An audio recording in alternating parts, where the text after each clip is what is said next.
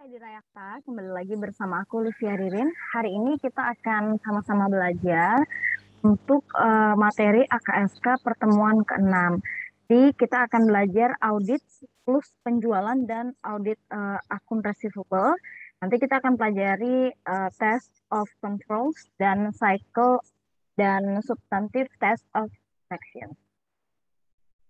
Oke, jadi dilihat di sini ada beberapa kelas ya, kelas transaksi untuk siklus penjualan dan collection atau pengumpulan.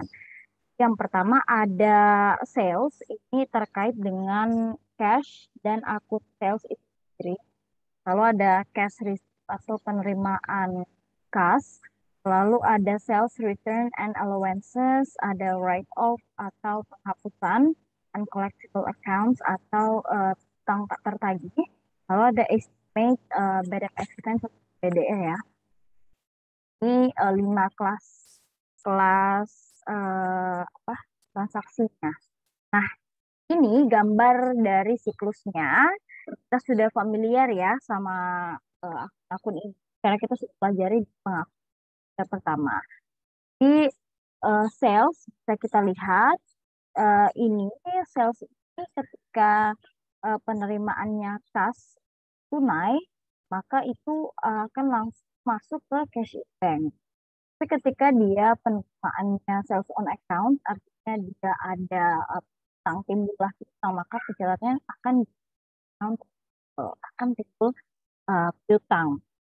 Nah, ketika sudah terkolek atau terkumpul ada penerimaan, maka akan langsung mengurangi piutang.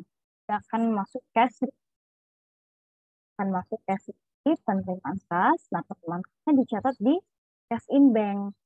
Jadi kalau tadi kan kalau naik langsung ya dari cash masuk ke cash in bank. Tapi kalau dia ternyata secara kredit, nanti catatannya akan melewati account sebagai piutang. Lalu kemudian nanti akun akan dikurangi ketika ada penerimaan uang atau pelunasan. Lalu nanti dipilih ke cash in bank. Nah, ketika kemudian ada diskon atau pengembalian atau penghapusan write off ya. Nah, ini nanti akan langsung mengurangi account receivable-nya. Jadi AR-nya nanti akan berkurang gitu. Lalu kemudian dicatat karena ada cash account, dicatat cash account, lalu ada sales return and allowance. Lalu ada BCE juga dicatat di akun ya. Dan ketika kemudian ada write off atau penghapusan, nanti dihapus langsung di account receivable-nya dan akan ada debit juga di allowance for uncollectible account bagannya ya. Terus mengenai proses bisnisnya, di sini dijelaskan oleh Arens bahwa ada 8. Jadi, there are 8 functions ya. Jadi yang pertama dari pesanan customer, jadi processing customer orders. Ini ya mulai dari masuk ke bagian penjualan, kemudian ada proses penerimaan kas atau kemudian apakah ada kebijakan kredit gitu, lalu penentuan nanti seberapa besar allowances-nya dan lain sebagainya ya. Lalu yang kedua itu ada fungsi bisnis yaitu kebijakan kredit, granting kredit, lalu ada pengiriman barang, lalu ada billing customer atau menagih pelanggan dan kemudian recording sales, mencatat jualan. Yang keempat, yang kelima yang udah kita bahas tadi, jadi ada processing atau memproses dan mencatat penerimaan kas. Lalu ada processing atau memproses dan mencatat sales returns and allowances. Lalu ada penghapusan atau write off uncollected accounts. Dan yang terakhir adalah providing for bad debt expense. Jadi providing for bad debt expense ini adalah penyiapan dana atau bad debt kalau kemudian utang, jadi kayak cadangan gitu. Kalau kemudian piutangnya tidak lagi. Nah, ini udah kita pelajari ya. Agak. Oke, lanjut. Nah, untuk lebih jelasnya di sini ada penjelasan mengenai masing-masing mulai dari kelas transaksi, kemudian bisnis sampai dengan bukti pendukung berupa dokumen terkait dengan proses penjualan ini. Oke, jadi yang pertama ini kelas transaksinya ada sales. Kan? Jadi sales ini kan dengan dua akun, yaitu akun sales dan akun account receivable kalau kemudian penjualan itu secara kredit ya.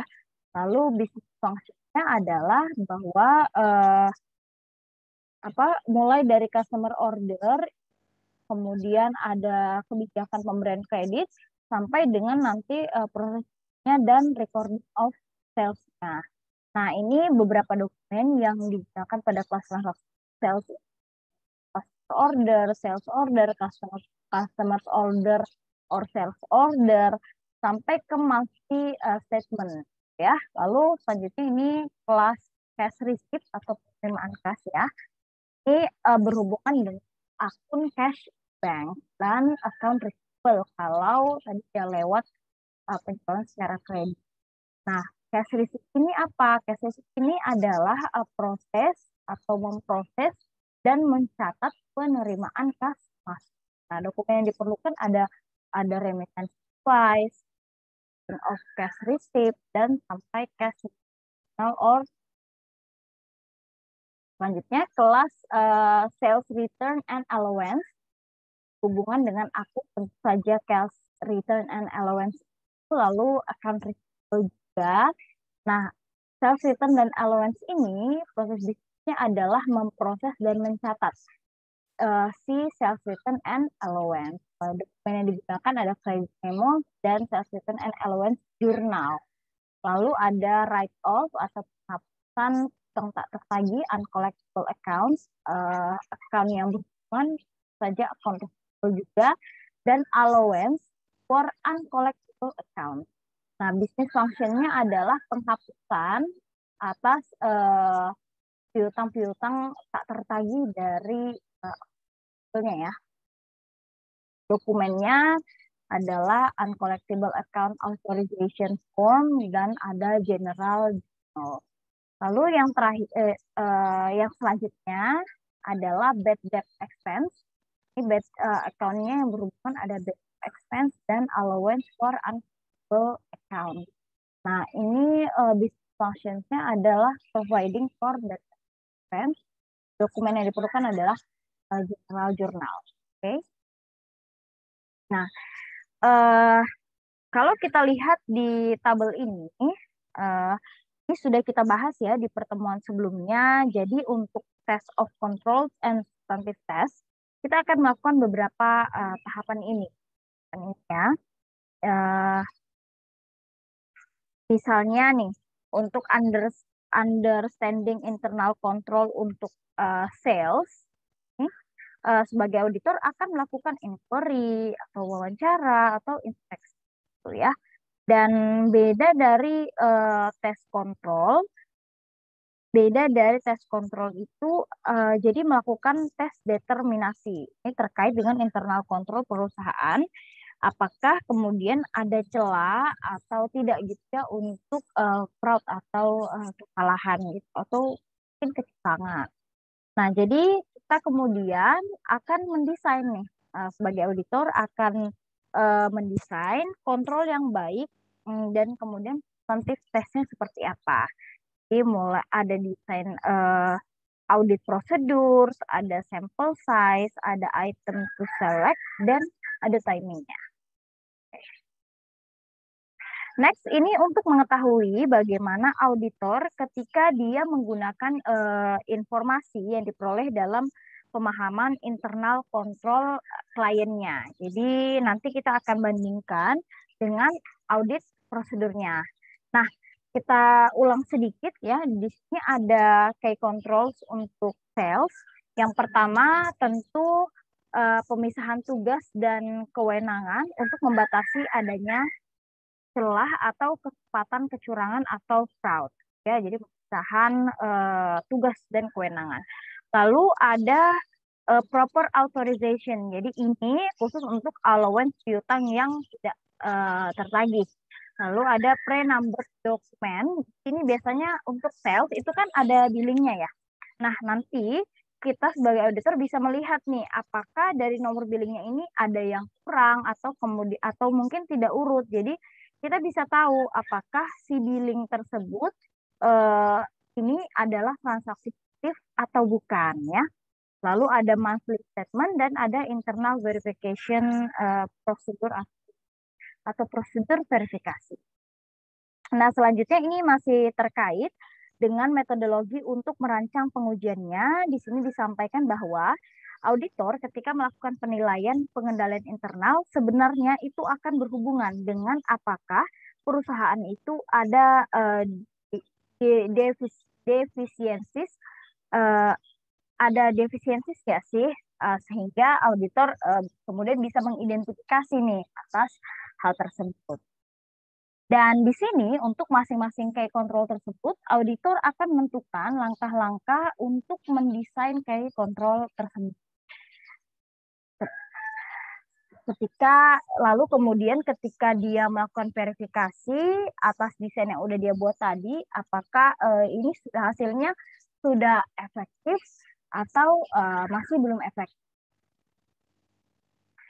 Baru nanti akan kita lihat, kita akan menentukan bagaimana sih pengujian tersebut berhubungan dengan tujuan audit yang akan kita capai. Ketika kita menentukan pengujian substantif yang tepat atas prosedur transaksi untuk penjualan, memang ini relatif sulit ya, karena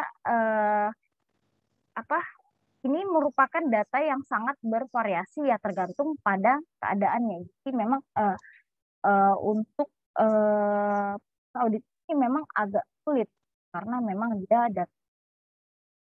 Okay. Nah, untuk lebih gampangnya, untuk pengujian akun sales di sini, apa saja yang akan auditor lakukan? Di sini ada bagan nih, teman-teman. Jadi di sini ada bagan.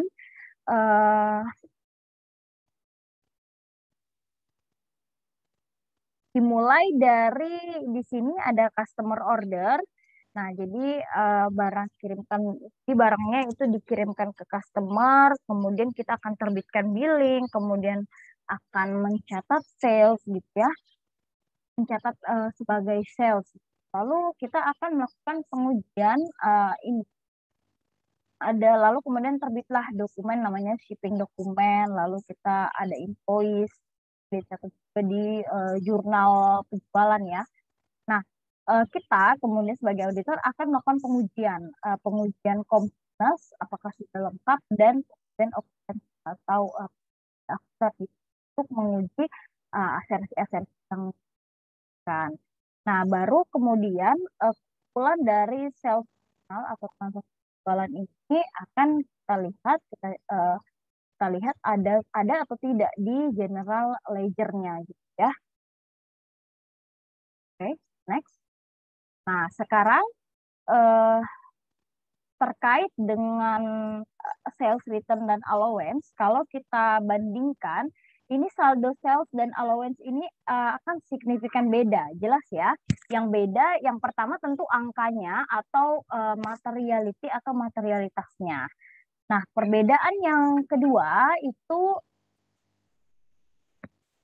tentu pada penekanan tujuannya. Penekanan tujuannya itu apa? Yaitu bagaimana auditor kemudian mengetahui apakah ada potensi kesalahan atau fraud.